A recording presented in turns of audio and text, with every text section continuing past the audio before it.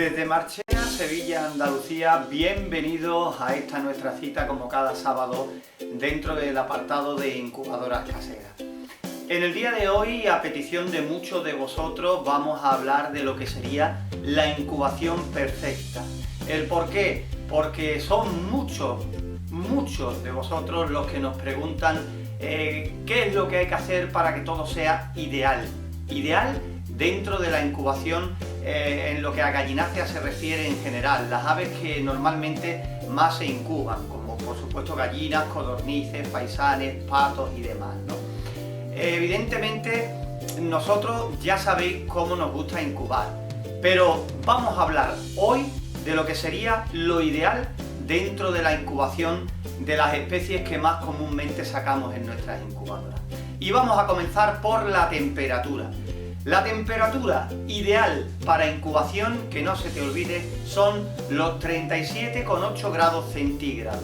Aparte de esto, evidentemente, tenemos un margen que nos permite poder tener éxito dentro de nuestra incubación. Pasamos a hablarte ahora de la humedad relativa. Normalmente 60% durante los primeros días de incubación y al final, los 2-3 últimos días de la incubación, subimos un poquito más la humedad, aproximadamente un 5 o un 10%, para facilitar la salida del pollito a la hora de picar el cascarón y demás. Hablamos ahora de la transición de encendido y apagado del termostato.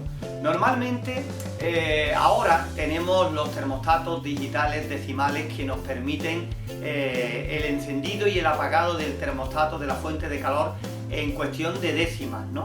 Pero antes no existían esos termostatos, o a lo mejor tú, por desgracia, en la zona que vives no puedes conseguirlo. Lo ideal sería que esa transición no superara el grado de temperatura. Mientras más temperatura hubiera entre el encendido y el apagado, evidentemente, eso va a ir en detrimento de un buen resultado al final de la incubación. Así que podemos decir que como máximo 1 grado de temperatura. También nos habláis mucho del número de volteos diarios. Lo recomendado de volteos diarios es de 4 a 6 volteos al día. A partir de ahí podemos darle hasta más si cabe. Pero ya digo que lo mínimo para voltear los huevos al día sería de 4 a 6 veces.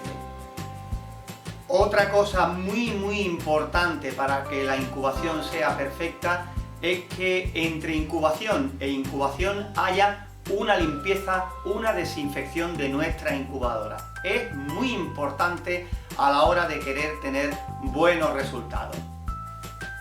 Lo ideal para la incubación también sería poner el huevo con la punta para abajo. Ya sé que, como dicen por aquí, cada maestrillo tiene su librillo y hay personas que prefieren hacerlo al revés porque dicen que no tienen que voltear los huevos y muchas cosas más. Pero ya decimos, punta para abajo para voltear los huevos las veces que sea necesario es lo más recomendable.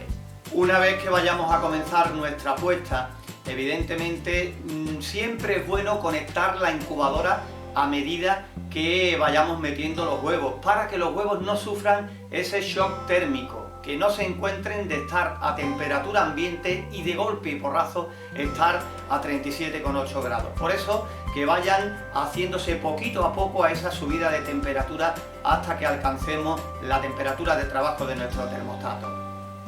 Hacemos nuestro volteo durante todos los días, como ya hemos indicado, excepto los últimos 2-3 días donde ya el pollito está prácticamente formado, y lo que se hace si se voltean los huevos en esta etapa final de la incubación es molestarlos más que beneficiarlos.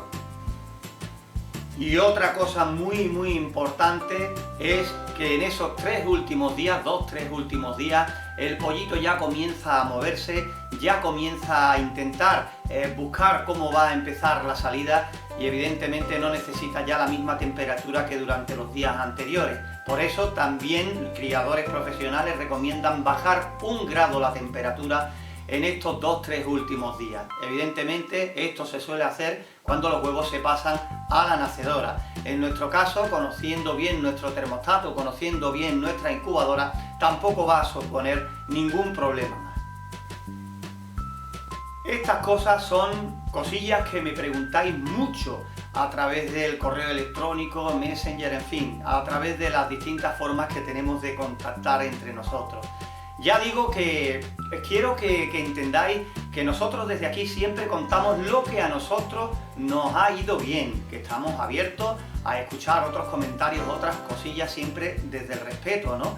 Que hay cosas con las que a lo mejor no estáis de acuerdo y nada más. Simplemente lo que queremos es que tú, con lo que nosotros te contemos, pues te sirva para mejorar e incluso para conseguir más porcentajes de nacimientos a la hora de la incubación o cría de cualquier especie, ¿vale?